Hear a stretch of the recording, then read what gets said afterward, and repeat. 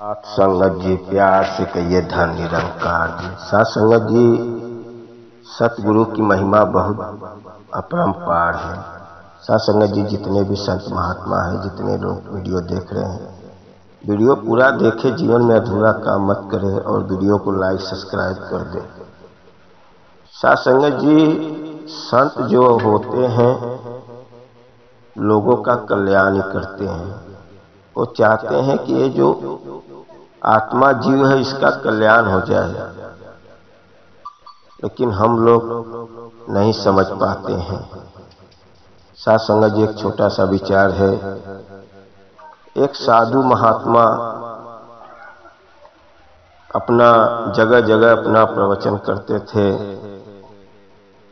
एक बार एक जगह बाजार लगा हुआ था, वो मेले के भीड़ में वो साधु महात्मा एक जगह बैठे हुए थे, अपना सिमरन कर रहे थे। उसी समय एक साहूकार लोगों को माल देता था, व्यापारी था, लोगों को माल देता था, अपना वसूली कर रहा था। जो उधार पैसा है उसका वसूली करता है। हफ्ते में बाजार लगता था, वो साहूकार पैसा सबसे ले लिया। बातचीत करते करते उस दिन उसको शाम हो गया, अंधेरा हो गया। साहूकार के पास गोनी भर के पैसा आ गया है। घर के तरफ जाने में उसको डर लग रहा है। कितना पैसा लिया हूँ, रास्ते में कोई चोर चाय मिल जाए, किसी का साथ मिल जाए तो घर पे निकल जाऊं। और वहीं पे बाजार में कुछ लोग से बोला, भाई मेरे साथ चलो, मेरे घर पे पहुंचा दो, आपको इतना पैसा दूंगा। लेकिन कोई जाने के लिए राजी नहीं हो रहा है। रात होते जा रहा है, साहूकार को डर लग रहा है। तब तक साधु महात्मा सब देख रहे थे। देखो साधु का भाव। साधु महात्मा आए, साहूकार से बोले कि जो ये आपका गठरा है, दो मैं गठरा उठा के आपके घर पे पहुंचा दूंगा, लेकिन मेरा एक काम है।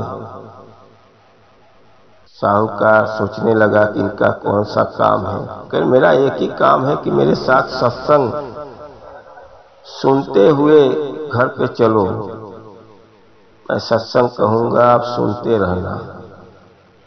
साहूकार बोला ठीक है, इतनी सी बात है। देखो साधु महात्मा उसका बड़ा सा पैसे का गठरा अपने सर पे ले लिए और रास्ते भर सत्संग प्रवचन करते चले जा रहे हैं। और साहूकार के जब घर पे पहुंचे तो साहूकार का प्रवचन सुन के थोड़ा आत्मा गदगद हो गया। संत साधु महात्मा से बोला, आपने जो मुझे सत्संग सुनाया मुझे बहुत अच्छा लगा और मेरा मन बहुत खुश है। मैं समझ गया कि देखो ये संसार में लोग इधर उधर भटक रहे हैं। कोई पैसे के पीछे जा रहा है, कोई घर के पीछे जा रहा है, लेकिन नहीं समझ पा रहे हैं कि आत्मा जो 5 तत्व का बना हुआ शरीर से है, एक दिन चला जाता है। साहूकार साधु महात्मा से बोला, आप यहीं रुको। साधु महात्मा जी बोले, देखो मैं तो यहीं रह जाऊंगा, लेकिन तुम 7 दिन का ही मेहमान हो। साहूकार सुन के बड़ा हैरान हुआ कि मैं 7 ही दिन का मेहमान हूँ। कहें तुम 7 दिन के बाद आपकी मृत्यु हो जाएगी और ये 7 दिन में तुम सत्संग कर लो। मैं 7 दिन तक यहीं रहूंगा, आपको सत्संग सुनाता हूँ और सत्संग सुन लो। नहीं, जितना आप पाप किए हो वो पाप तो आपको भोगना ही पड़ेगा। अब वो साहूकार साधु महात्मा की बात सुना और बोला ठीक है महात्मा जी, सुनाओ। 7 दिन का सत्संग सुनाए। सुनाने के बाद बोले देखो अब आपकी जाने की पारी आ गई है, और आप जाना तो आपको जब वहां पे यमराज जब मिलेंगे तो आपसे पूछेंगे ये 7 दिन का सत्संग जो किए हो आपको उसमें जाना है कि जो आपका पाप का पलड़ा है आपको उसमें जाना है। 2 ऑप्शन आपके सामने आएगा, तो आप बोलना मुझे 7 दिन का सत्संग में जाना है, बाद में मैं पाप जो किया हूं उसमें हमको भोगदंड भोगना है। बोले ठीक है। साधु महात्मा चले गए और वहीं हुआ 7 दिन के बाद साहूकार जब मर गया, यमराज जी के पास पहुंचा। यमराज जी उसका पोती पोतरा निकाले, बोले साहूकार बहुत लोगों का पैसा ठगा है, माल गलत दिया है, पैसा ज्यादा लिया है, इसका पाप बहुत ज्यादा है, इसको नरक में डाला जाए, बहुत मारा पीटा जाए। लेकिन इसने लास्ट दिन आते आते 7 दिन का सत्संग सुना है, आधी घड़ी का सत्संग इसको मिल गया है। अब इससे 2 ऑप्शन आ गया है कि पहले बैकुंठ में सत्संग 7 दिन का सुनेगा कि नरक में जाके पाप भोगेगा। तो साधु महात्मा जी बोले थे कि पहले तुम सत्संग की बात करना, नरक में चले गए तो मार मार के तुम्हारी हालत खराब कर देंगे। वो तो दोनों करना ही है। तो उसने बोला भाई मुझे आधी घड़ी जो भी सत्संग मिलता है वो मुझे सुना दो, मैं वहीं पे जाना चाहता हूँ। तो यमराज जी अपने अमदूत से बोले देखो इनको ले जाओ बैकुंठ में वहां पे इनको सत्संग 7 दिन का सुन लेंगे, और इनको बोल दो 7 दिन के बाद बाहर निकल जाए, क्योंकि यमदूत बैकुंठ के अंदर नहीं जा सकता है। बाहर निकल के आप इंतजार करो कि बोलो 7 दिन के बाद आना, और फिर मारते हुए इनको नरक में लेके जाना है। और साहूकार से यही समझाया देखो 7 दिन के बाद बिना बुलाए बाहर निकल जाना, क्योंकि हम लोग को अलाउड नहीं है, उसके बाद आपको नरक में भोगना है जाके।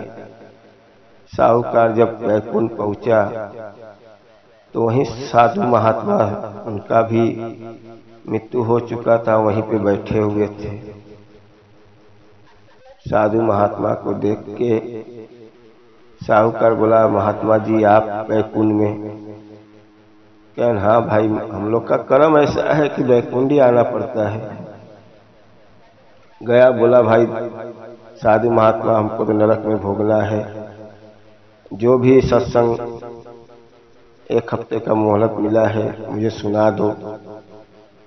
अब वहीं पे वो बैठ के 1 हफ्ते तक सत्संग सुना, और बाहर यमदूत बैठा हुआ था। अब साहूकार बोला अब मेरा चलने की पारी आ गया। साधु महात्मा जी बोले तुम कहाँ जा रहे हो? कहीं बाहर यमदूत खड़ा है। अरे आप बाहर जाओगे तब यमदूत आपको पकड़ेगा, बैकुंठ के अंदर इसको आने का अलाउड ही नहीं है। कहन आप संत के पास आ गए हो, यहाँ उसकी मजाल नहीं है कि आपको लेके जाए। आप सत्संग की महिमा सत्संग का सुन लिए हो, अब यहीं रहो, यमराज को अपनी कोशिश करने दो। साहूकार वहीं बैठ गया, यमदूत चिल्ला रहा है। साहूकार साधु के सत्संग में लग गया। यमराज आया, यमदूत आया यमराज के पास, और यमराज जी से बोलने लगा कि यमदूत कि देखो साहूकार बाहर नहीं निकल रहा है, मैं बहुत कोशिश किया, वो बैकुंठ के अंदर ही बैठ गया है, वो तो साधु का संगत पकड़ लिया है, उसी में आनंद ले रहा है, अब वो नरक कैसे भोगेगा? यमराज जी बोले साहूकार को तो मैं भी नहीं निकाल सकता हूँ, क्योंकि साहूकार संत के पास बैठा हुआ है और बैकुंठ में चला गया है। जिसने साधु की संगत पकड़ लिया, जिसने सत्संग सुन लिया, उसको तो भगवान भी नहीं रोक पाते हैं। इतना अलाउड नहीं है। भगवान खुद बोलते हैं जिसने साधु का संग पकड़ लिया, साधु के सामने पर भगवान को खुद झुकना पड़ता है। अब उसको वहां से नहीं ला सकते हो। इसलिए साध संगत जी बार बार कहा जाता है सदगुरु के शरण में चले जाओ। सतगुरु के जब शरण में चले जाओगे तो आपको वहां से भगवान भी आपको पास में नहीं आएंगे। जो साधु बोलेंगे, जो सदगुरु बोलेंगे, भगवान को वही करना पड़ता है। परमात्मा को भी सदगुरु के सामने झुकना पड़ता है। इसीलिए सदगुरु बार बार कहता है सत्संग कर लो, सिमरन कर लो, सेवा कर लो, संगत पकड़ लो, साधु का संगत पकड़ लो। इसीलिए सत्संग जितना जाओगे उतना ही आपका पाप कट जाएगा और आपका लोक भी परलोक भी सुधर जाएगा। आओ साध संगत जी, आत्मा अमर है, शरीर 5 तत्व का बना है। यहाँ पे बस एक मोह माया लगा है। ये मेरा है, मेरा है, मेरा है, मेरा है, मेरा करते रह जाओगे। ये शरीर एक दिन आत्मा निकल के चली जाएगी और फिर जैसा पाप किए रहोगे वो भोगना पड़ेगा।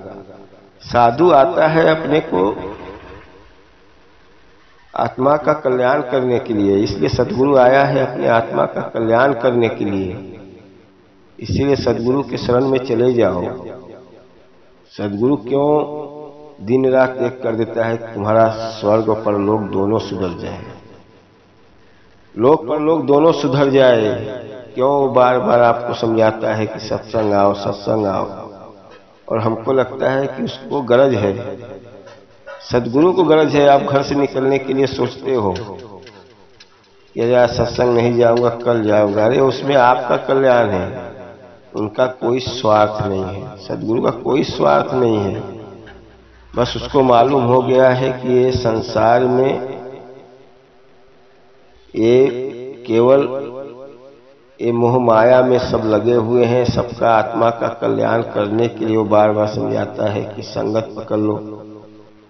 अपना भी कल्याण करता है, तुम्हारा भी कल्याण करता है। लेकिन हम घबराते हैं कि क्या मालूम मैं सत्संग जाऊंगा मेरा कल्याण होगा कि नहीं होगा। ये मुझे बुलाते हैं, उनका कोई स्वार्थ नहीं है। आओ साध संगत जी, दास तो यही कहेगा सदगुरु के शरण में रहो। सत्संग जिसने पकड़ लिया उसका लोक परलोक दोनों सुधर जाएगा। आओ साध संगत जी, दास से कोई गलती क्षमा करना और प्यार से कहिए धन निरंकार।